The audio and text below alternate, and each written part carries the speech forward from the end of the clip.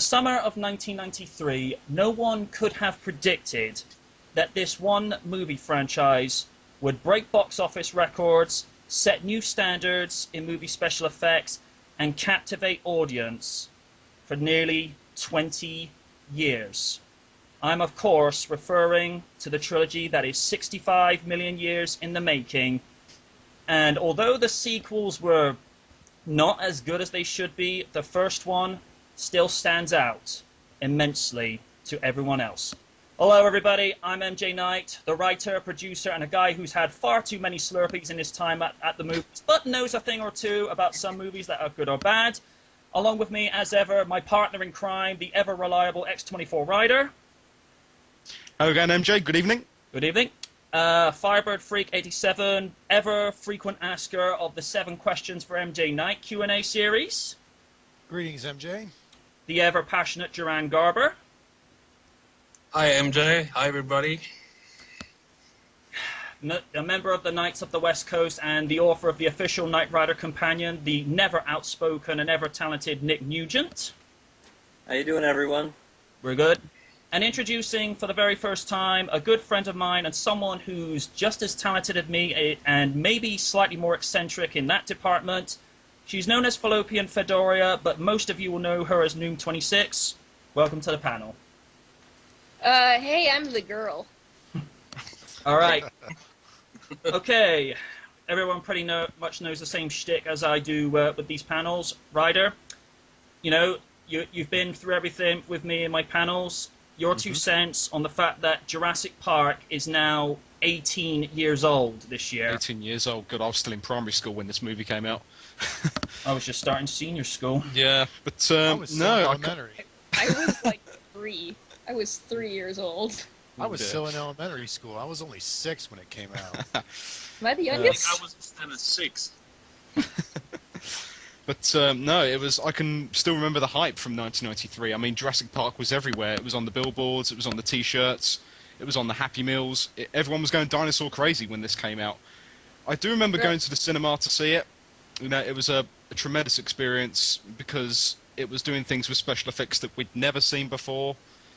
You know, Spielberg had once again amazed us with his filmmaking skills. You know, you have to give word out to the music score as well. You know, it's another one of John Williams's, you know, greatest hits. Yes. Oh yes, John you know, Williams, the best. exactly. It's the type of thing that needs to be played fully loud on your TV. Yeah, and you know, you can't really knock it. I mean, you had a decent cast. You know, you had Sam Neill, Laura Dern, the entertaining Jeff Goldblum. You had veteran Richard Attenborough. You know, it was just an amazing movie. It had everything. There was, you know, a few giggles in there, tremendous action, a little bit of scariness in between it as well, and you know, it was just a fantastic movie. You know, can't knock it. And as far as the sequels go, they were very hit and miss. I mean, I never thought they were bad. I mean, I can understand why people over YouTube and particularly on IMDb don't like them. You know, for what they were okay, but I wouldn't say they were dreadful movies. But yeah. I still think Nostalgia Critic was way out of line when he absolutely urinated over Jurassic Park 2. I mean, Lost World was, you know, it was good, but it wasn't dreadful, you know. No. It's more of a proper action movie than plot-driven. Yeah. It was Definitely. good, but not great. Yeah. Guilty pleasure. I actually like just recently saw the first Jurassic Park movie. Like I saw it like I think the first time I saw it was like maybe in like March, like of this year, and I quite enjoyed it, and I feel really bad for waiting this long to see it. You know, I wish I could contribute to the hype of the movie, but unfortunately, like I said, I was about 3 when this came out, so I don't even like really remember anything, you know, like at that age. So I can't. I wish I could say more, but yeah, I'll just wait until somebody else says something that I can, you know, build off of. All right, Duran, your 2 cents. Well, to me, the trilogy was fantastic. Although the sequels a bit disappointing, my favorite scene in the first movie was obviously the T-Rex scene where we see it for the first time in destroying the vehicle. Oh my goodness. I remember seeing that the first time. I was so, at 12 years old, I was sitting in the old cinema that's now an ice rink in Bristol, and I was just quaking in my boots, thinking, "Good God!" I thought the Triceratops scene where the doctors attend to the dinosaur that was ill, that was very touching, trying to help the dinosaur, and raptor chase, that was exciting, As far as the second movie is concerned, my favorite scene is where the two T-Rexes is trying to force that RV off the cliff. That was an intense scene. Yeah. Wasn't it a trailer or something? Yeah, it was. Yes, it was. Yeah. Double trailer. Yeah. But the thing, but I like the Stegosaurus scene as well, where we see where Julianne Moore is photographing the dinosaurs. Yeah. And I really didn't like the fact that the T-Rexes walked in the city. That was ridiculous. To me, that just felt like it was ripping off King Kong right there and then. Godzilla. Oh no! Don't talk about that movie, please. That's another guilty pleasure I'd like to leave in 1998. My favorite part is when Littlefoot and Sarah and Spike all went and they were running after the sharp tooth. Wrong movie. Oh, sorry. Time. I can't believe there's 15 of those movies. Yeah. There's 15 of them. Those And movies it's that series. don't even name them, number them anymore. They just went back to. It's just like the next titles. one. Ugh. Yeah, and as far as the third movie is concerned, I like the fact that they introduced a brand new dinosaur as the main dinosaur, because in the first two, the T-Rex was always the main one. The third movie is the new dinosaur. That was really great, but Spinosaurus. Spinosaurus aegypticus. That's it. but that was really great seeing that dinosaur. The T-Rex scene and that new dinosaur fighting against each other. That Nick was hates this. But Yeah. Tialiani's acting was a little bit annoying, That whole movie But, was annoying. Sorry, Nick. Well, But the music is great. Yeah. You were going to say, Nick? I said Jurassic Park 3, that whole movie is annoying. What's your 2 cents on the first movie, Nick? 'Cause I don't think we've gotten to your opinion about that. Well, let me start by saying I didn't get to see it on opening day because it was sold out. Dang. I didn't get to see it until probably 3 weeks later after the hype went down. And it definitely put the dinosaur genre on the map. I enjoyed the action, the pacing, the characters. I think that John Williams' score really helped sell the story, combined with Spielberg's, at that time, brilliant cinematography and sense of staging. As someone who understands movie making, I want to sort of point out the difference between a special effect and a visual effect. Because a lot of people will quote that Jurassic Park was fantastic and set the standard for special effects. Actually, Jurassic Park set the standard for visual effects. A special effect is anything that happens in front of the camera or is practical. A visual effect is CG, anything that's added in post-production. So, that's just Nick? something new to learn. Wouldn't is a visual effect like a type of special effect? No. No, The term okay. visual effect is anything that happens in front of the camera that is practical. Like a miniature, stop motion, explosions, that sort of thing. I don't like miniatures. It cheapens the effect. Yeah. All right. For me, it's pretty much as I said in the sort of opening promo. There was never a movie like that before it came out. I mean, we'd seen the type of capabilities that CG had been able to do with Terminator 2 with the T-1000 liquid morphing effect, but Jurassic Park was the first movie that pushed CG technology to its limits and beyond. Yes. And even when you look back at it today, particularly with the opening with the brachiosaurs, when they first get on Isla Nublar, which is, Kauai in real life, it's you look back at it today and it's still mesmerizing. And the same thing when you see the T-Rex escape from the paddock. The only thing I didn't particularly like with the second movie was how the velociraptors were played down, considering these were the creatures in the first movie that were really played up to be these vicious, intelligent, and cunning, conniving creatures that you wouldn't think twice about knocking their bear over. But, sorry, Nick. Let me sort of bridge off of that. If you read the Lost World novel, okay, which the movie was very loosely based on, and I mean very loosely. The novel itself, the velociraptors pretty much kill everybody. I mean, they're all over the place in there. And in the Lost World feature film, they were very downplayed. And the reason why is because Spielberg felt that he spent so much time covering raptors in the first movie that he wanted to focus on the T-Rexes. And Michael Crichton said, but the second book is focused on the velociraptors. So Spielberg basically said, well, I'm going to find a middle ground to use the T-Rex and the raptors. And so obviously he favored the T-Rex more because we see more of them. Yeah. I remember you saying you didn't like the way the T-Rex was emasculated in the third movie. No, not at all. Because the T-Rex was the best part of the first movie, and even the second movie. And the third, it's barely even in there. It's just, they want to support the fact that this new dinosaur is such a big threat and everything that it takes out the T-Rex in the first, 10 minutes after they crash on the island. Yeah.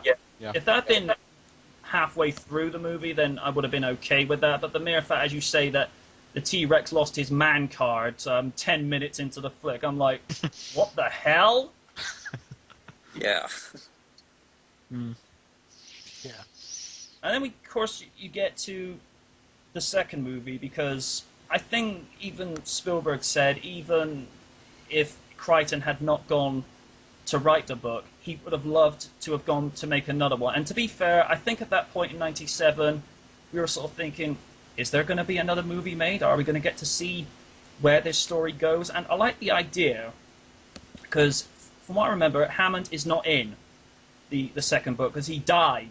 He died in the first one. Yeah, and Hammond in the first book, he's evil.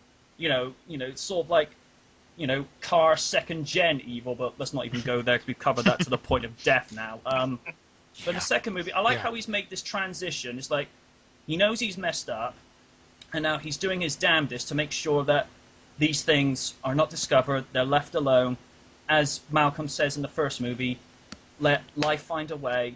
And as he says right at the end of the second movie, he says, trust in nature. And you get InGen wanting to wipe out all the debt that has happened with the first movie, because, all the money that has been spent into Jurassic Park, they've now had to spend in demolishing everything on Isla Nublar and contain everything.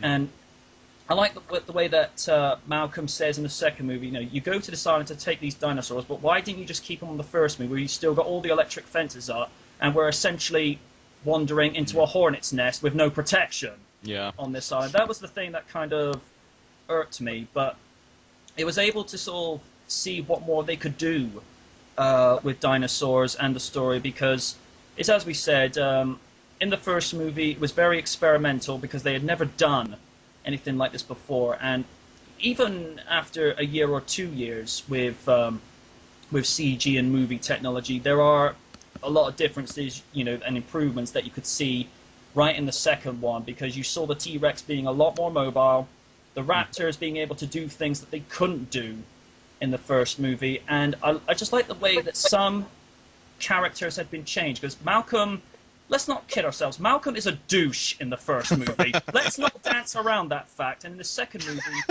he's very embittered, he's a very much changed person after almost having been and Noom will know what I mean by this, having almost experienced death by dinosaurs.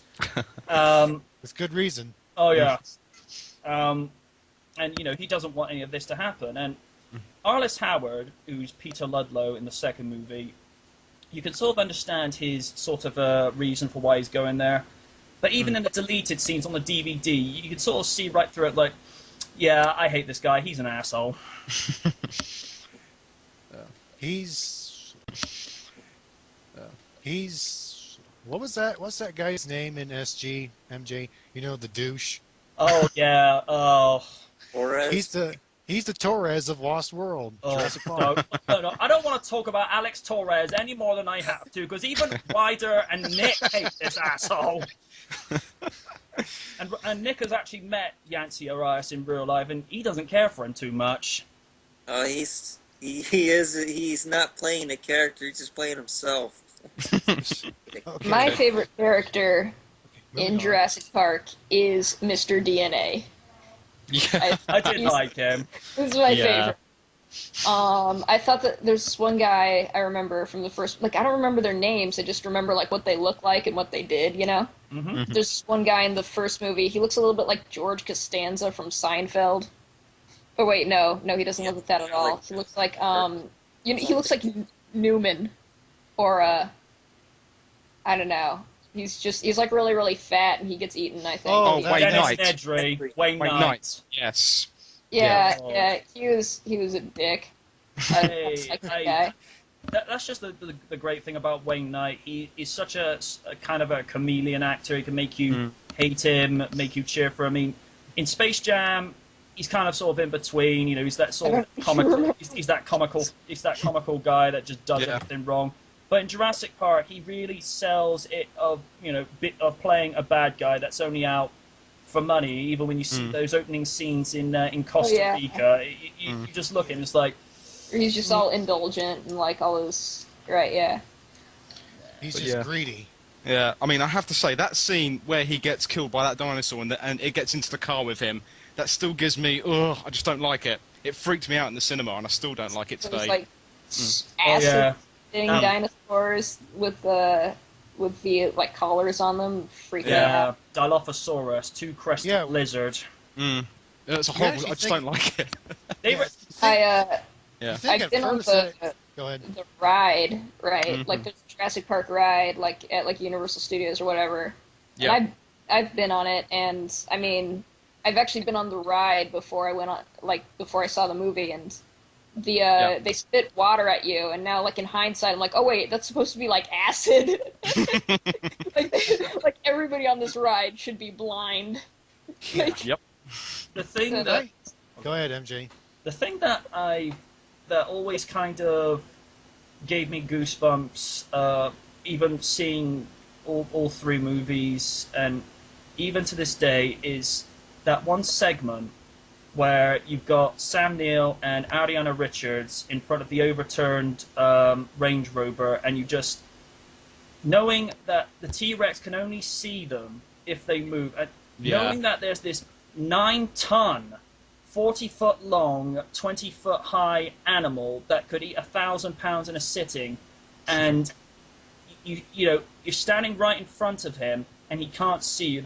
A thing that still gives me chills today, because I like the way that they don't try to portray these animals as monsters. They just portray them as exactly what they are. Predators. Animals that are just going on primal instinct, and I think that's what gave the movie a much more realistic tone, because that's really what played on it. And the more fierce you make these animals look, the more realistic in tone it's going to be. The thing that, another scene, I think most people can probably agree on this, the kitchen scene when you see the velociraptors come in, that is really creepy. That was my favorite. That's a good point. I mean, they're dinosaurs, it's not like they have morals. They don't really know right and wrong. They don't know bad, good. They're just hungry. That's their real crime. They're just trying to make a living. They just want to eat and live. I think that what's her name? That character that is associated with Grant, blonde hair. Oh, that's Ellie Sattler, played by Laura Dern. Yeah. Yeah, and she even said that the raptors were starting to learn how to open doors, and then cut to the raptors starting to open the door. Yeah. Yeah, that was Oh. I mean, like I say, even to this day, that's especially when you get John Williams doing that really suspenseful score. It puts your hairs up on end. It does. It in still the does background. today. Yeah. Speaking of the T-Rex, is it just me, or is the T-Rex in the very first movie much bigger than the ones in the sequels? Mm, To be fair, only because I made a point of watching the extra features and Jurassic Park 2 over the last few days. They've said that the T-Rexes are much larger in the sequel. But that's just to be able to make them a little bit more flexible. But I think it's actually been proven in paleontology that the female is actually the biggest of the T-Rexes. And I find it interesting, how they kind of try to sort of control nature in the first movie, where they genetically engineer all the animals to be female, but they put in frog DNA, and as Sam Neill points out as Alan Grant, some frogs are able to change from male to female in a single-sex environment, and that was where things just started to go wrong. I think, what really kind of set things off. I mean, I remember at the time, I think it was early '94 when I saw this on ITV. They had like Ryder, I think you might remember this. They had like the TV Times Movie Awards back then, and Bob Peck, God rest his soul, he actually got the award for best car chase scene with the T-Rex in the background. And Toy Story referenced this in the second movie, where you see objects in there are closer than they appear. I like how Malcolm just says, "Wonder if that'll be on the tour." There's. Go ahead. Oh, Go ahead. all right. I was just gonna say that there's actually like going back to are the dinosaurs bigger in this movie than in some other movie? There's actually like a pretty obvious like proportion issue, like in the very beginning, like when they go into the they're like digging, or whatever, and they go into a trailer, right, to meet with the old guy, and like the trailer, like there's like this one bit where you see like a wide shot and you see like exactly how big the trailer is. Then they go inside, and suddenly the trailer is like, it's like the TARDIS. It's like a lot bigger, and it's just like, wait, what? Like, didn't you establish with the wide shot that it was like this tiny little thing? Then you go inside, and it's like, this like big freaking like mansion of a like, okay.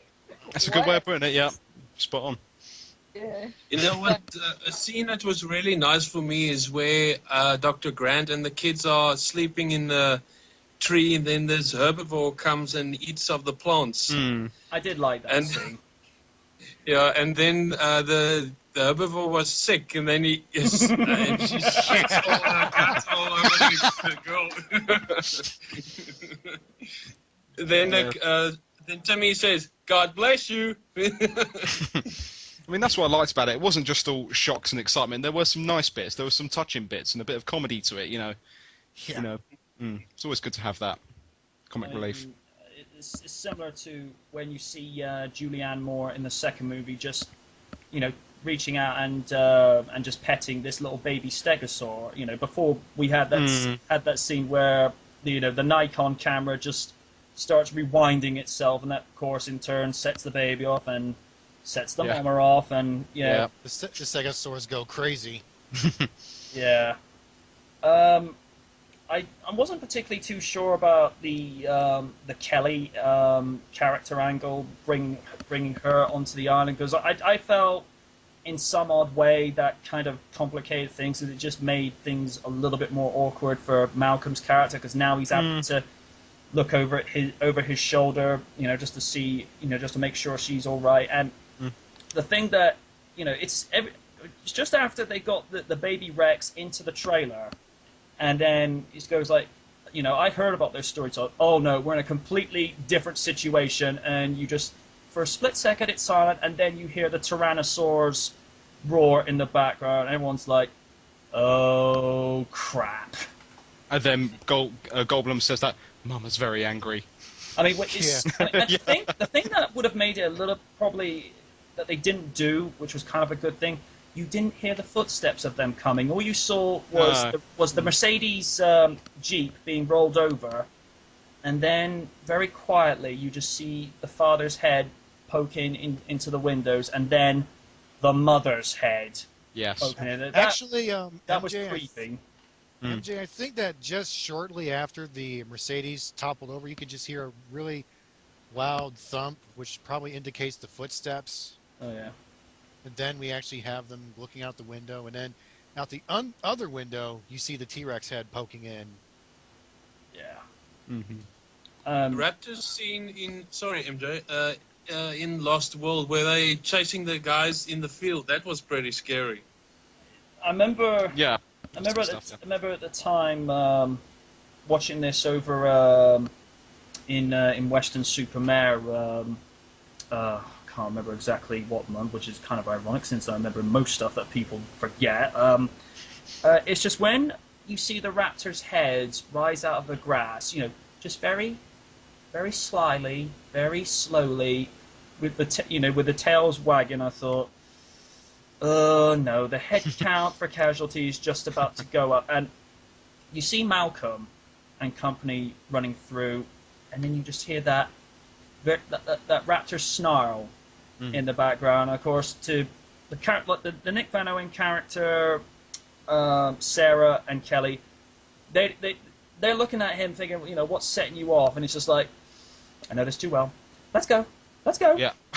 Like, we don't want any of this. And I just found, just how much more intelligent and aggressive they were in the second movie. The first movie, again, it all stems back to the fact that it was, very fresh new technology that they were using to try and make these animals look realistic and convincing. And in the second movie, it's like somebody put them on steroids and speed, because they're just bouncing around like Spider-Man in some certain bits. And it's good. In all fairness, they were outside in the open, and in Jurassic Park, they were pretty much enclosed. Yeah, True. sure. Yep. Well, of course, since the Velociraptors, since they're pack hunters, expect a whole bunch of ambushes to happen. Like in the first movie, that guy was just about to shoot that Velociraptor, and then all of a sudden, from the side, hello!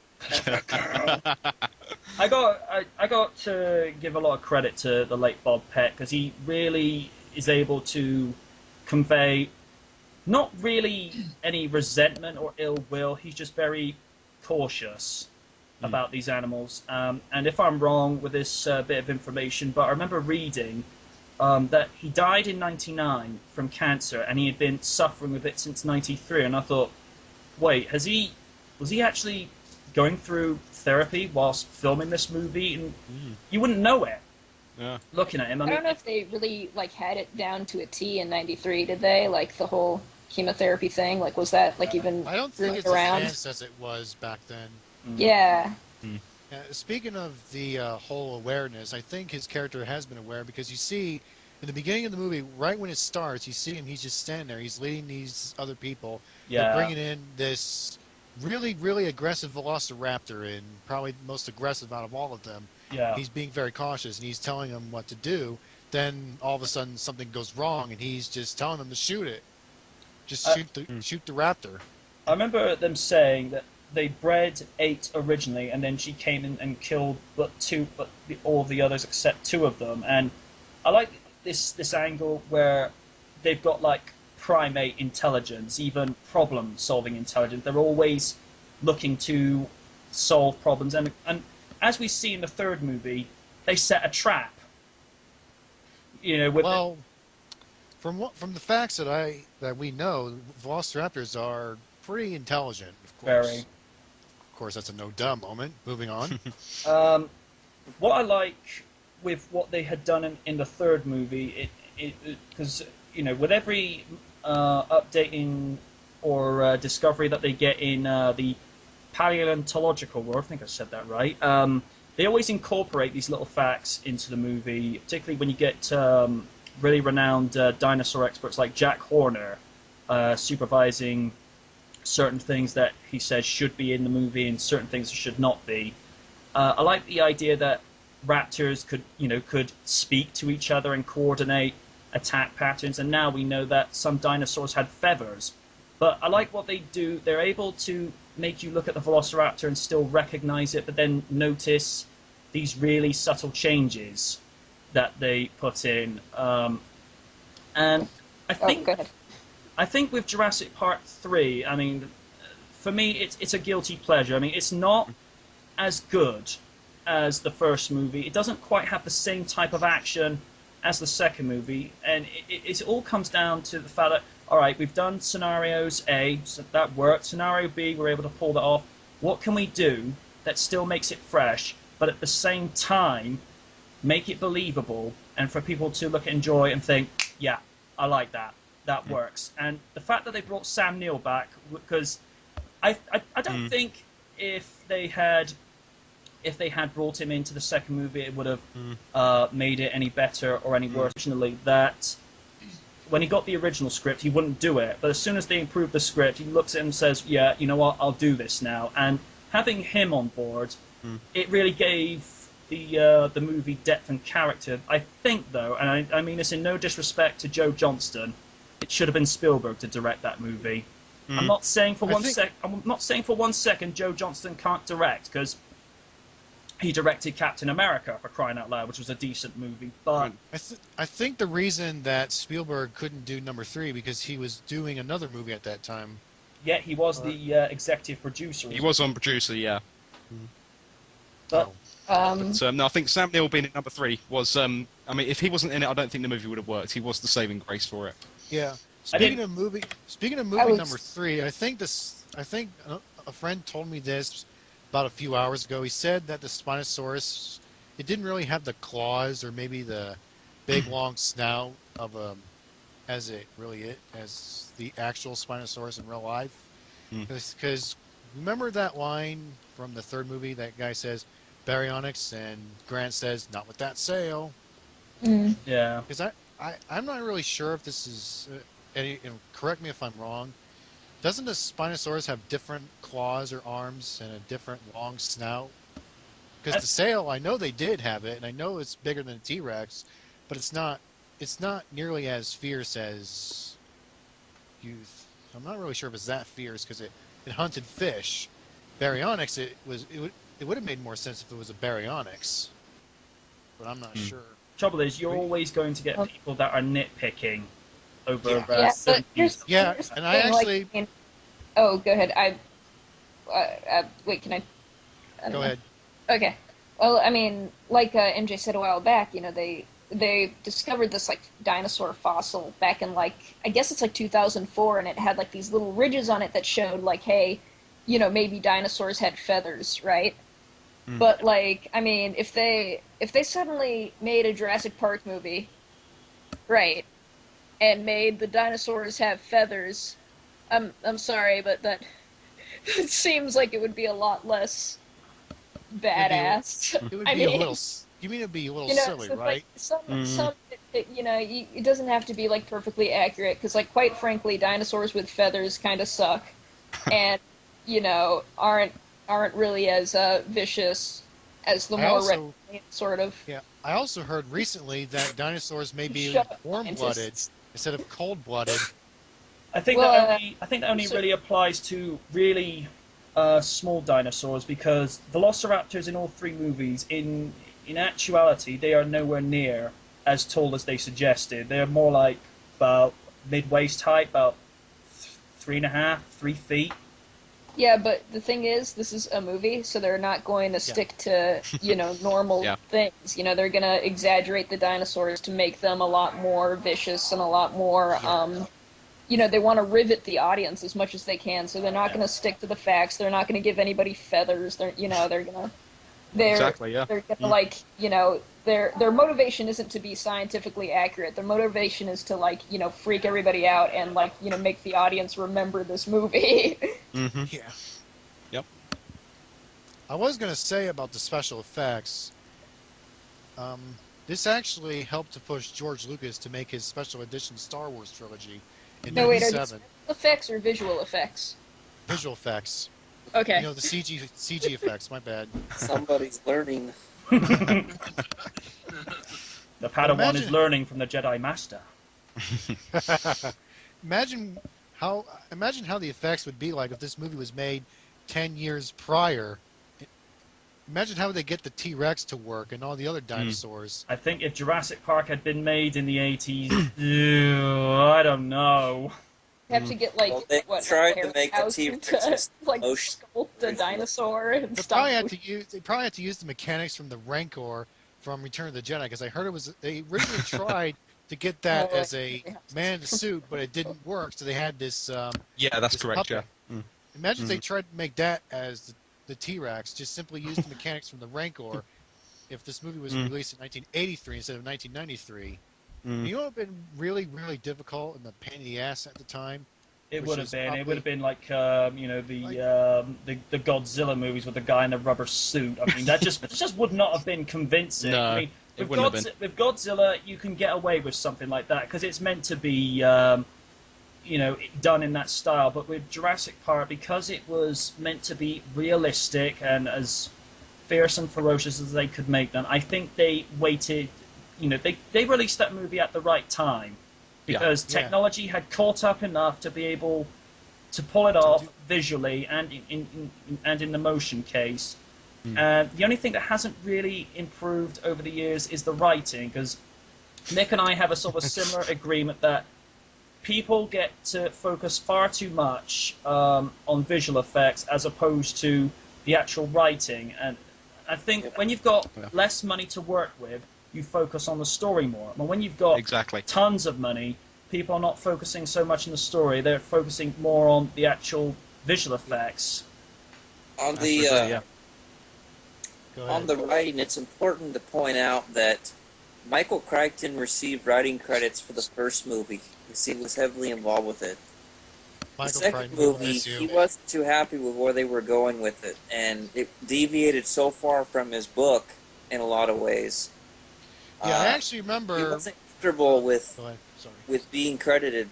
And in the third movie, they didn't use anything except they took the I want to say pterodactyl, but the other one, the man-eating version, Pteranodon.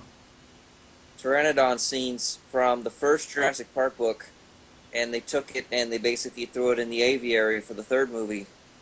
But Michael Crichton was very much against the third movie, which is why he only receives credit for characters, which is not unlike Glenn Larson being against Knight Rider 2000 and only wanting credit for characters. The reason I was it's thinking- Jurassic Go ahead. Park The Lost World, or The Lost World Jurassic Park, excuse me, is because Universal said that they wanted to separate it from Arthur, I don't know what his name is, the guy Arthur that... Conan Doyle. Yeah, him. They said they wanted to separate it from his interpretation. But actually the truth is that Michael Crichton said if you're going to use scenes from Jurassic Park in The Lost World and vice versa, you need to have both books credited there. I think I heard about a similar situation between Peter Benchley and Steven Spielberg when they were making Jaws about 15 years prior, or was it 20 years prior? Originally, from Peter Benchley, he said that the shark was stabbed with a harpoon and it drowns and it just circles around to the bottom. In the actual Jaws movie, Steven Spielberg has stated he wanted a big moment, and he called that, which is the book version, a complete downer. He wanted the shark to explode, and Peter Benchley was against it. And Steven said, "I don't care. I want to give the fans, or have to give the people say, yes, this is what should happen to this shark." And I'm guessing that's probably similar to what happened in the first movie and the book. Something very fun to point out. In the movie The Lost World, they're using Mercedes vehicles with the trailer, right? Product placement here. In the actual book, The Lost World, they're still using the Ford Explorer from the first island. Really? Not the ones that were destroyed, obviously, but the same kind of style and look. Okay. The Lost World, Jurassic Park, brought to you by Mercedes. Sorry, I had to do that. I had to do that. Well, you know, it's Jurassic I Park. just that save put 15% on my car Ford insurance. Explorer's Yeah. on map. So, Now, Oh, the Go one ahead. thing that's been swirling around on the wire is the fact that there are now going to be 3 more movies. Now, whilst I'm interested, yeah, Like whilst prequels. well, that's just the thing. They've not really been No prequels. clear on this. Because, like, I mean, you know, they tried that before. Yeah. well, they haven't been clear on it because the scripts have sucked.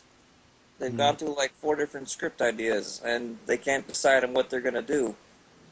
Here's where I stand on another potential trilogy or even just another movie. On the one hand, it would be interesting to see where they could go and where the story has evolved to such a point.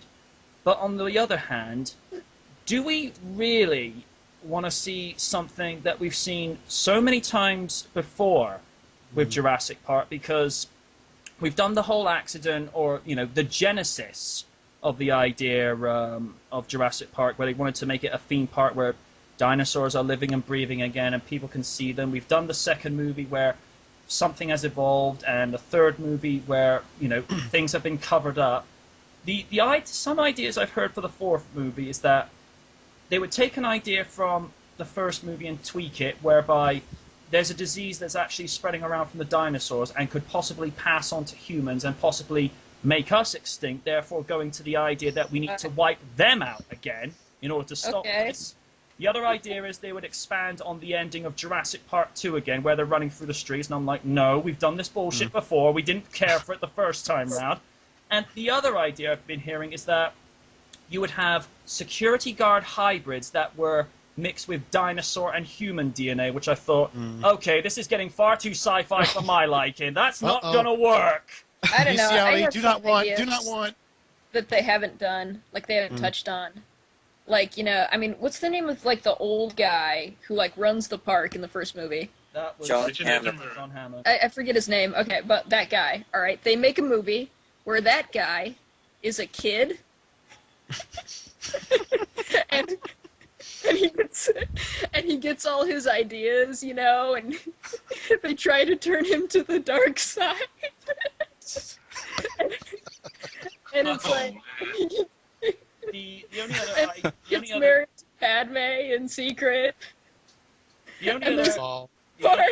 the only other ideas I have been hearing is that they would reboot the whole thing, No, start from no, scratch, and no. do, Oh no! And No do- remake! No and- remake! and- Please! No reboots.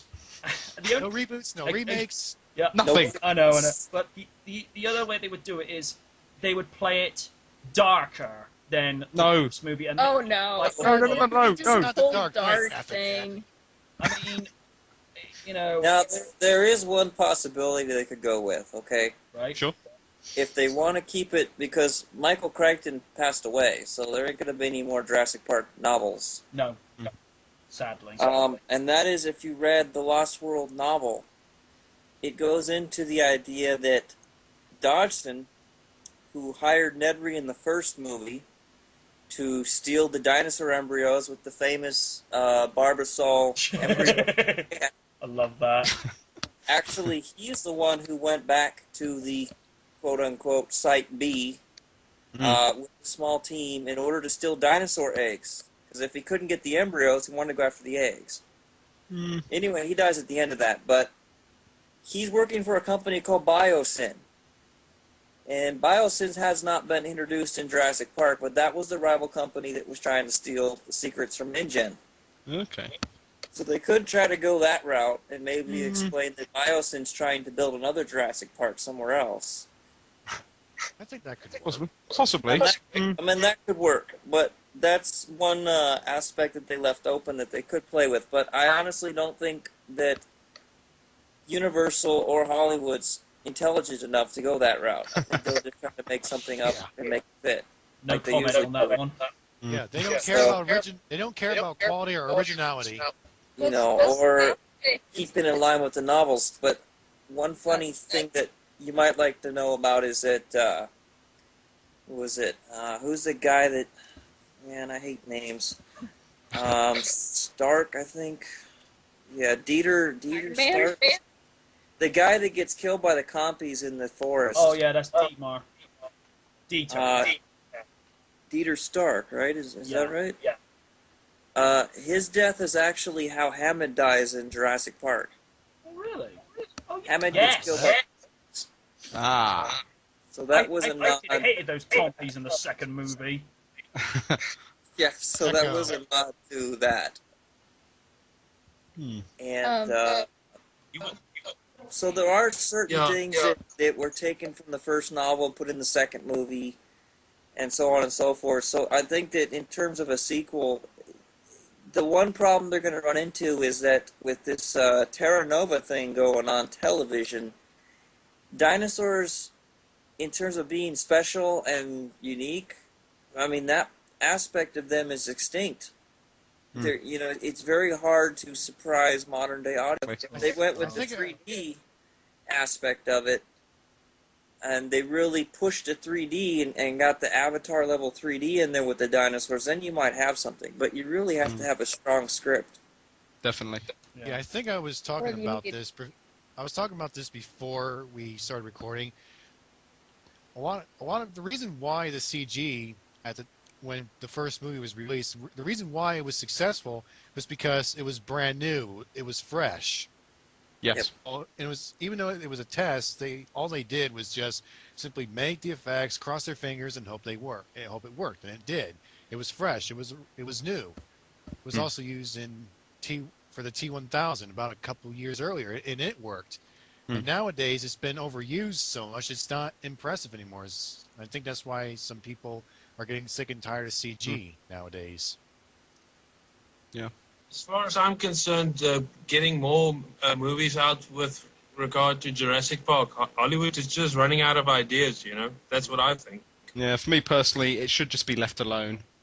It's like with the Back to the Future franchise. You know, when you get people talking about these rumors about a possible fourth movie, and that vicious rumor that went around about possibly having Justin Bieber as Marty McFly, and such taglines as "Back to Bieber" and "Leave it to Bieber." Gosh, I'm no, like, no. You know, originality is dead now. It is. It really. Well, I don't. I don't think originality is dead. I think that there are people who have their own ideas and their own, ideas for movies. But the thing is, like, nobody wants to make a movie that'll be like a risk. That's why so many movies nowadays are based off of things that have already existed. They've got, or their sequels. That's why there's so many comic book movies, so many, like, the Smurfs, like, stuff that's already existed. Smurfs. Yeah, I know. There's like Smurfs, there's Yogi Bears, Scooby-Doo, whatever. Just stuff that's already been put in place. They're going to make a movie out of that because people know what that is. Exactly. And there's already an established fan base, that's like guaranteed to see this movie. They want like a guaranteed, amount of money.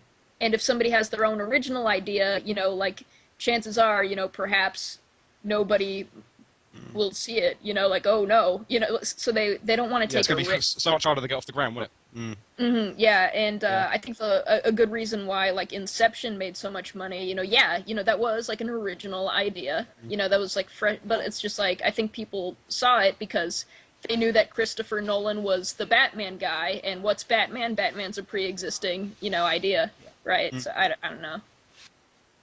Tell me, did any of you saw that music video of Weird Al Yankovic with regard to Jurassic Park? Oh, yeah, I man. saw that. I remember I was a kid. They actually showed Barney. The dinosaur bit his head off. And I can't just believe they cried. shoehorned that into Jurassic Park 3. Wait, Barney's in Jurassic Park 3? Yeah, only... Wait, what's Oh, gosh. why? I remember that. It was... What it is Ellie Sattler's kids in the third movie, Charlie, just happens to see Barney the dinosaur on Saturday morning just as the guys on Site B are trying to fight off the Spinosaur, and You get that satellite phone that they dug out of the Spinosaur's dung earlier. It really made me cringe when that happened. I was Does like, Barney eat anybody? They were trying to find Pennywise, it was and that- the it was kid that- just happened to watch Barney. No, and it's funny.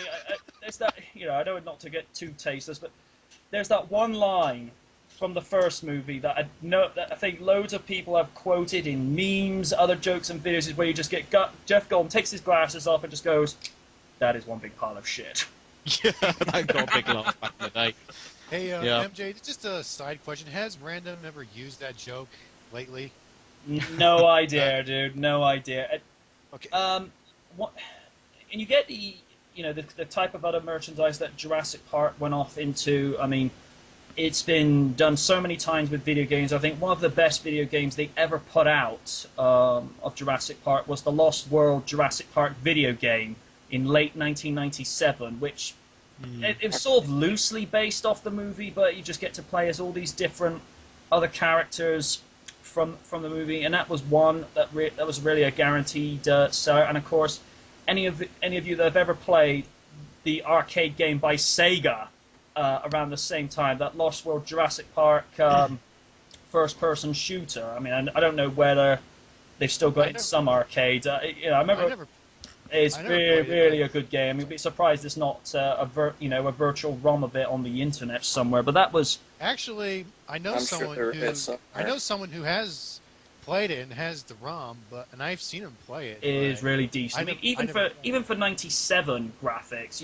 it's one of those games that you could go back time and time again. You still grumble about the fact that the T-Rex bit your head off, or the raptor dug into your stomach and saw what you had for breakfast the day before. But it's one of those games that had you coming back. Now, I know that Telltale Games have done a game for the Xbox 360, PS3, and the PC, where it's a point-and-click game like they've done with the Back to the Future game. But I think it would be decent if they did a Jurassic Park movie-style game, very similar to what they've done with Ghostbusters in the last 2 years. Because I wish they would do that more often.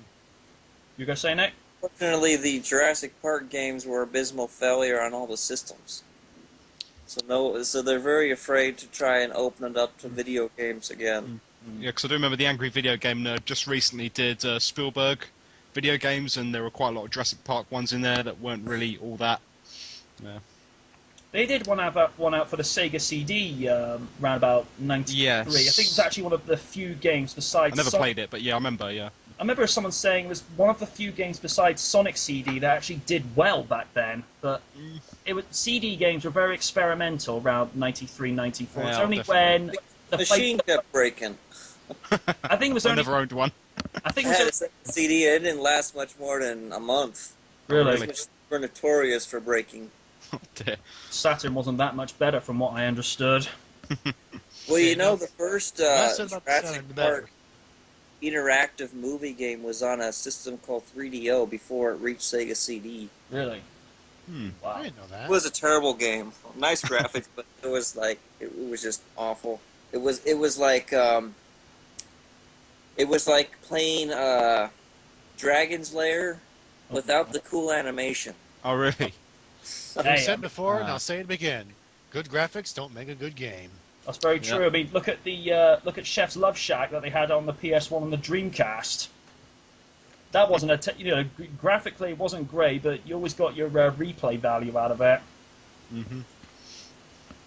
Yeah. I think we'll probably just round up our final thoughts about the franchise, because I think we've pretty much said what we needed to. I think about your 2 cents. I think you forgot me to ask me about. All right, my bad. Sorry, dude. My apologies. Your 2 cents on the whole thing. Oh, don't worry about it. Anyway. You sure? I never actually got to see it in the theaters. I actually remember seeing a whole bunch of previews on TV, and they actually mentioned the T-Rex. And I remember when I was a kid, I was like, "Come on, show the T-Rex, show the T-Rex," even though I never actually said it, because everybody wanted to see the T-Rex, right? Yeah. When the first one came out. The only way I got to see it was on a video cassette. Oh. I think I remember when I was in elementary school, my gym teacher, he took us to a room and we saw the last minutes of the movie. I don't know why. He just did. And seeing the whole movie, I remember there was one scene that used to scare me as a kid, is where they noticed the goat was gone, and then Lex, she said, "Where's the goat?" And then the leg comes crashing on the top. That used to scare me when I was a kid. Nowadays, it's just nothing. Yeah. It's like it's like as a kid it traumatized you, but when now you're an adult, it's just like, eh. Yeah, whatever.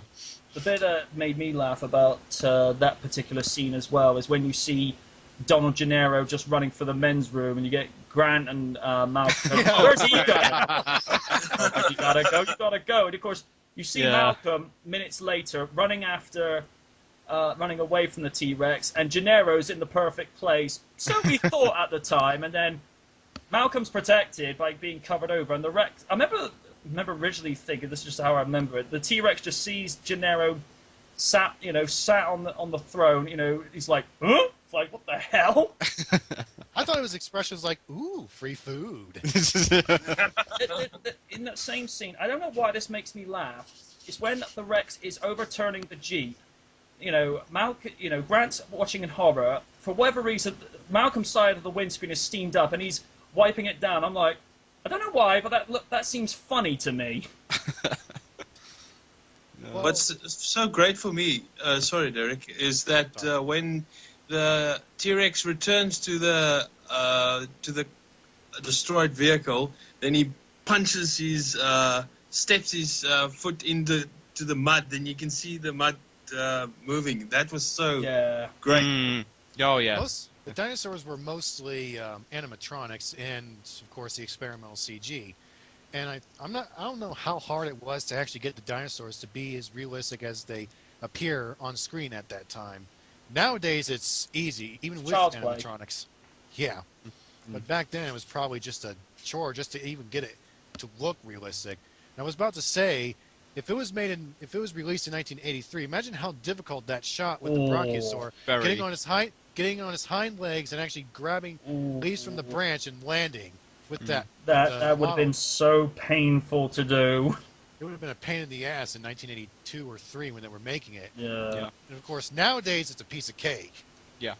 I mean, you talk about how realistic they were. You got to give credit to the Stan Winston studio for making the. I also heard that the effects were also made by Industrial Light and Yes, Magic. they were. Yeah. Yes, they were. The guys who made Star Wars and E.T. Yep. He also Indiana did little Jones. bits for Iron Man as well. Really, I didn't know. Yeah, that. they did. They actually had a thing like this for Iron Man, yeah. they They did. also Like, did. They also did Transformers movies, the later ones. yeah. Yeah. What I liked, sorry, MJ. What I liked at the beginning when you see the Brontosaurus feeding itself, then you see the scene where Sam Neill looks, and then you see the dinosaurs at the lake. That was a really nice scene. They still think of that as one of the most magical opening and reveal moments for a character. And again, John Williams' score, it just made that scene even more magical. Makes the whole movie. John Williams, he's the best. He is the best. I mean, this is a guy who's worked on, as you say, Star Wars. I think he worked Jaws. on Jaws. I think he's worked on the Indiana Jones series, and of Superman. course, yeah. Yep. All of them. Yeah. Living Daylights as well. Really, Yeah. I was Yes. not aware of this. He also Forgot did about that, he also did The Patriot, which was in 2000. Oh Yes. yeah, Mel Gibson before he went nuts. Quick, everybody to IMDb. IMDb, John Williams. Yeah. Like I said, it would have been very, very difficult if that shot with the Brachiosaur just getting on its hind legs, getting the leaves from that tree, and coming down. If it was made in 1983, imagine how hard it would have been. A pain in the ass it would have been. It would have. Yeah, fitting all those guys into one big Brontosaurus suit. That'd be awful. It would have been. Maybe, it would have or been. maybe Like, sorry. it would have been like that big custom Ranker model. I forgot what it's really called, or a puppet. They would have actually had to try and film it without any hands or anything being shown. You know, like hands to control it and stuff. It would just to get it on its hind legs, and imagine how hard it would have been to just get a realistic tree to just bend like that Yeah. in 1982. In terms of computer graphics for back then, Ryder, Firebird, Duran, and Nick will know what I mean by that. It would have been like computer graphics on Kit's second monitor from Nightmares, where they show computer graphics of Michael's hand back then. Imagine trying to do graphics like that for a Jurassic Park movie. That just would have been painful. Nintendo graphics. It wouldn't have worked. Yeah. Well, it's like, it goes back to what I said in the Night Watch 3rd Anniversary Skype panel. Could you imagine CG Knight Rider in the 80s, transforming to SPM? Ooh. The closest thing to CG in those episodes, well, mainly season 4 but it wasn't really CG. It was just a bunch of grid lines to make a model that just looked like a wooden model. You see it in art class. I think one of the few. That was the closest thing they had to CG. Well, there was no blue screen or green screen used in the original series either. No. But like I said, it would have been a pain if Jurassic Park was released in 1983 instead of 1993. Yeah. But I guess they had a reason why they had to wait, because they wanted, and I can understand why George Lucas wanted to wait until he can finally perfect his trilogy in 1997. Yeah. You just got to wait until you can finally be able to achieve the impossible. Yeah, and it paid off waiting. Yeah, because if you remember in 1970, in the early 1970s, when Steven Spielberg was making Jaws, they had a whole bunch of mechanical problems with the shark, and they actually just barely managed to get it to work in the saltwater because the saltwater is brutal on mechanics. But if they were to make it Isn't that like the main reason why the shark isn't seen? Like, it's because it was malfunctioning so much. It's a similar sort of thing, particularly with the animatronics in the first two Jurassic Parks. Was they didn't want the T-Rex to be engulfed in water so much, because this is an electronic heavy piece of machinery. It's actually going to get it to shake and actually move in directions they don't want it to do, because all that latex skin would actually absorb a lot of the water and actually make it heavier than it needs to be. I think they had a similar problem with the Spinosaur in the third movie with that scene. I thought the Spinosaur was all CG. No, Spinosaur's a lot of practical effects for that. I think I remember they had a behind the scenes thing. They were showing it on TV when they were showing how they made the first movie, and they said they had to try to keep the water off the T-Rex because, well, they shot in a soundstage at Universal. Anyway, like I was saying, the shark, they actually were. Of course, I heard they were trying to build up the suspense because you didn't see the shark, but at the same time, they were trying to get it to work. And there was a time. And there were animatronics in Star Wars, and George experienced those problems as well, because the technology back then, it wasn't really as advanced as it is today. No. Because if you were to make those animatronics today and make them waterproof, it would have been a piece of cake. Oh, yeah. The only thing I feel came close to like a modern Jaws was that movie in '99, Deep Blue Sea, with Samuel Jackson. I remember behind the scenes, they actually said that they did mention Jaws, and they were able to make effects and make the sharks appear better than Jaws did back then. Yeah, but like 90% of those are CG anyway. So. Yeah, mostly CG. As for the fourth movie, I really hope they actually make some improved animatronics that are waterproof. But as to make them walk, they'll make it mostly CG because it's cheaper for them. Yeah, but actually, I was hoping motion capture to make them think, is this CG or is this a really advanced, expensive animatronic? Fortunately, animatronics are a dying breed, just like miniatures and matte paintings, because everything's digital now. Yeah. That is a real shame because, as Nick just said, it is cheaper to do CG, but at the same time, you can do some things practically, and the end result does actually make it look much more organic, because one example is with Terminator 4, when you get that CG Arnold Schwarzenegger come out. I know CG has really, really gotten good over the years, but you just look at that CG creature of what is supposed to be Arnold from 1984, and you look at it, it's like, I'm not buying it. You know, it doesn't look convincing enough. Yeah. Well, it was only on screen for like 3 seconds, though. I mean, they didn't really do much with it. It was basically a face painted on top of a stunt person's body. You know that Mr. DNA that you mentioned, Rachel? He was Mr. DNA was 2D hand-drawn animated, and like Nick said about animatronics being a dying breed, 2D traditional animation is also a dying breed. Yeah. Sadly. Yeah, it is, sadly, yeah. I think the only one they've done in recent years is The Princess and the Frog. Mm. Yeah. Yeah. That's a really good movie. Well, if they do make a Jurassic Park 4, I would actually have that idea where the rival company, they go in to try and make their own Jurassic Park, but suddenly things go wrong. Yeah, but if things go wrong at a brand new Jurassic Park, it's just basically going to be the first movie all over again, which is what they want to try and move away from, because we've seen this already. Yeah. Or at least get something more original, which I'm hoping. But see, that. therein lies the problem. Hollywood feels that if they can't get it right the first time, they might as well start over and try again. Mm. And I mean, they did that as recently with Ghost Rider. The Ghost Rider wasn't well received, so they rebooted the whole thing with the sequel. Yeah, they have done, yeah. Remember Hulk? They actually, the 2003 Hulk. Oh, don't. I hate that movie. And then 5 years later, they rebooted that one with the 2008 version. Of course, most recently, Spider-Man 3, which is a hit or a miss. Then a few years later, just when they were trying to make Spider-Man 4, they decided to cancel that and reboot Spider-Man. It's like, well, wait a minute. Spider-Man already had 3 movies.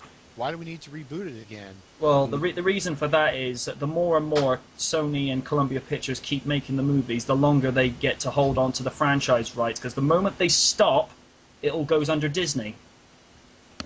Oh. Yeah.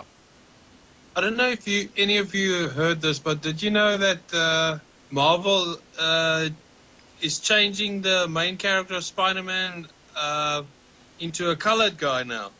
I did hear about this. Yeah, that's in the comics. But that's not actually the Spider-Man continuity. That's the Ultimate Spider-Man continuity. Oh, okay. Peter Parker is dead. I In was that about to say, timeline. I was actually hoping that if they ever do go for a Jurassic Park 4, I might just make the dinosaurs look more convincing. Or at least try some sort of motion capture with animatronics, at least, to make them seem like, oh, wow, these are... to fool the audience and have them say or think, wow, are these real animatronics or are these CG? Are the animatronics Well, or they CG? did do a good job of that with Iron Man, where you couldn't tell what the practical suit was from the CG suit. That's true. That's what I was talking about. I say try to go that route, make the audience fool. You say, hey, wait, is this Iron Man? Is this dinosaurs and animatronics or dinosaurs and CG?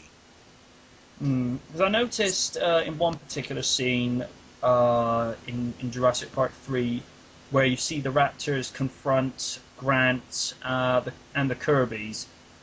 The only CG dinosaur was actually I think it was the lead female that was actually approaching them. The other two or three were actually animatronic pieces there.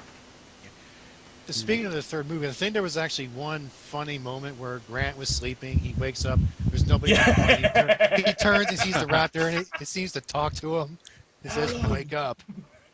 That would disturb if I wake up and I see a talking velociraptor calling my name out to me. It's like, okay, I need to play off the sauce. Speaking of Jurassic Park, looks like it's hitting Blu-ray on October 25th. It is. Yep. Really? Indeed. Yeah. Yep. I would have thought they would have waited until it got to its 20th anniversary, but because Blu-ray is slowly taking off more and more, not as quickly as DVD did over a decade ago, but more and more companies are starting to buy into it. And, it's like, with Back to the Future last year, it was a perfect time to release the 25th anniversary edition onto Blu-ray. Yeah, because it's 25th anniversary. Yeah, but with Jurassic Park, like I say, because 18th. because Blu-ray's a huge advent now. I think if they'd waited another 2 years, I think they could have missed a big paycheck with that one. It's all Yeah, about the money. they'll just re-release it again in 2 years anyway. So Yeah. I actually heard that they're probably going to release the entire Star Wars saga on Blu-ray. They are. they are in Yeah. September. I think they should just wait at least another year. May 25th, 2012 is the 35th anniversary, but oh well. As Nick said, they'll probably just re-release it again anyway. Yeah. Speaking of which, I actually heard that they used a different number of sounds from real animals to create the T-Rex sound. Yeah, they Yep. did. Particularly with the velociraptors, they actually took a walrus and a dolphin and just sort of combined these two elements together, and that's when you sort of get the like low grunting sounds are like from a walrus, but you get like these really high pitched squeals of a dolphin whenever the raptors would really be making like these battle cries, like when you have one that was chasing after Lex. She thinks she's chasing after Lex, but it's just a reflection in that dinner pantry shuttle. Yeah. The only thing, Surprise! Bam! the only thing I found to be a little bit unrealistic in probably just after the halfway point in the movie is where Tim gets jolted with 10,000 volts off of that electric fence. I was like, movies, you can convince me all you want to. There is no way on this earth, a 9-year-old kid can be, resuscitated after he's had that much, all that much electric current put from him. Well, you see, it's okay because it's a movie. Exactly. Yeah. I know, but you got to have some In kind the of real world, he'd pretty much be, well, dino fodder. Toast. He'd probably be more toasted. Disbelief was unsuspended. It'd be toasted more than that gangster that shook hands with the Joker from the first Tim Burton Batman movie. Oh gosh, I just got the picture of a velociraptor with Joker makeup on his head. You want to know how I got these claws?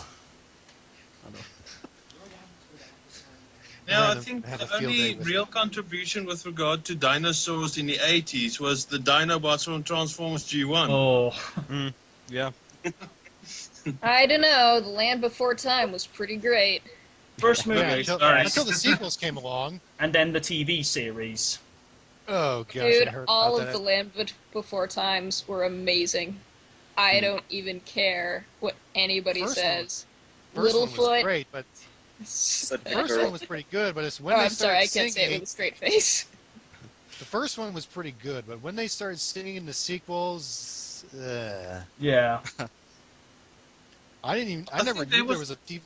I never knew there was a TV series until Helsing 920 mentioned it, and I was like, and he actually said it makes the movies look good. Dude, there's a TV series, there's like a serial, I think, right? Like, there's all sorts of Land Before Time things. I think there was also a movie. Sorry, Derek. I think there was also a movie called Dinosaur. Oh in yeah, the that early CG. 90s. Oh yeah, that one that was that It everybody was by forgot Disney about. and CGI. Did it? there was did also it, did We're Back, did but that- it wasn't Disney. It was a Fox, or I think it was a Don was- Bluth thing. We're Yeah, back. it I think that was was- done with Don Bluth and Universal. That also Yeah, I remember featured that. Walter Cronkite. and John Goodman Yeah. and Jay Leno. It was, Oh, it was yeah. a guilty. It was a guilty pleasure for me when Yeah. I was a kid. It was also okay. starred the voice actress of Lisa Simpson. Yes. Nancy Cartwright. No, that's Yeardley Smith. Oh, sorry, I was thinking Bart Simpson. No, that's Nancy No, Cartwright. that yeah, was. that's what I said. I hate to mention this, MJ. It was. I think it was. Oh man, what's her name? She was also the same voice actress that also voiced Nelson. That was the same actress who voiced Bart. And Yeah, Yeah. same woman, yeah. Yeah. And That's she had a right. cameo in Godzilla '98. She did actually, yeah. She was the woman in the office block when. Yes. Along Yes. with Harry Shearer. That's it. Who also voiced other characters. But, well, of course, we have limited time, so I won't Yeah. get into that right now. Back to Jurassic Park and all the Well, movies. speaking of cameos, in The Lost World, at the end, I was telling MJ about this. I don't know if he found it yet, but you can see the reflection of Steven Spielberg in the television. Yes, when I have heard that. Yeah. John Hammond is talking about the park. When they first show the TV, it took me a while to see it, but it's there. I need to I watch gotta it see again to this. see it, but I have heard see that this. happens. Yeah. I remember you saying also that in the bar scene in Jurassic Park 3, there's the Jurassic Park pinball game in the background. There is, and Really? I actually looked it up, but there's a footnote to that it is the machine for a Jurassic Park theme, but it's not necessarily labeled as Jurassic. Ah, right. However, if you want to see something funny, when they're flying, they first show the plane going through the clouds. You can see the shadow of the helicopter shooting the plane. Oh, What? of course. Speaking of kind of Movie product, mistakes. of I course, like Easter eggs. of course, speaking of product placement, did you see the amount of shameless product placement promotion in the scene where Hammond and Ellie are in the diner eating the ice cream, and you see all these lunch boxes, thermoses, Yeah, I've seen t-shirts? They even Did have like these dinosaur plushes. Yeah, I mean that was kind of more advertising than what we saw at SummerSlam last week. Oh, yes. Speaking of which, if you actually were to own any of the dinosaurs as a pet, which one would you choose and why? None. If you were, you would obey, I'd have one, but it had to, like take all the teeth out, right? Yeah. And make it so it's like a baby forever. Yeah. If it was a pet and it sees you and it obeys you, it won't attack you, I'd probably either go with a T-Rex just to scare trespassers. I'd go Or with a Charizard. What? I don't know. On franchise. If you were to ask me that,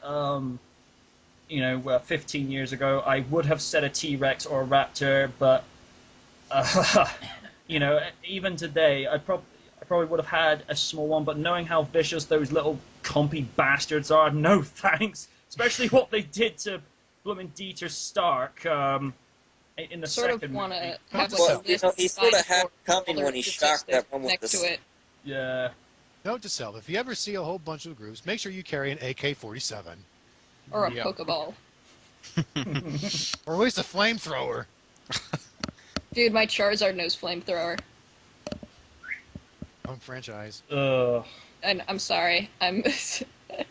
It just Random. seems like, if you could have any dinosaur, it's like, which one? Bulbasaur, Squirtle, or Charmander? Squirtle. Oh dear. Whenever I think of blooming Pokemon, I was like, Shattuck going off on one when he thinks of Rey Mysterio as Pikachu. Oh, yeah. Oh dear. Dude, Good thing Brontosaurus Shattuck's is not my in this. favorite It's a good thing Pokemon. Shattuck's not in this panel Oh because no, he he would be- didn't want to be in this one anyway, dude. He doesn't like the Jurassic Park franchise. What? My bad. Yeah, I know. He likes wrestling and, like, men beating up each other, but he doesn't like, like a legit, like, storyline. Whatever. I'm done. If you're to take the rep, He loves the Back to the Future franchise, but it's Okay, that's good. it's If he- just if it's you're just in- something about Jurassic Park. He says, no. I mean, he brought this up to us, I think, in one panel even, Ryder. Shut up, random. He brought The us up in dinosaurs are louder than him, so he feels a little bit showed up. So he doesn't want to be Imagine in a the raptor with the claws and the teeth and the other claws and the feet taken out, going up against the most overrated wrestler, Oh, God. Oh, dear. Dude. John Cena, going up against John Cena. Shattuck would have a field day. Yes, he would. Yes, he would. Wait, John Cena versus a dinosaur? I don't know which is more. Well, I don't know. Both of them approaching extinction. I mean, John Cena's personality is on the I'm verge of pretty being sure wiped that out. dinosaurs are no longer approaching extinction. I I think that the job's been done. No, it won't be a pin, it'll just be a quick meal. Let's just hope that. Doing us all a favor. Some sort of dinosaur. Hmm? They're calling him the apex predator. Oh, that's Randy Orton. I know. That's like they're trying to turn him into some weird dinosaur snake creature. Well, dinosaurs are still about. They're just called Kevin Nash and Hulk Hogan.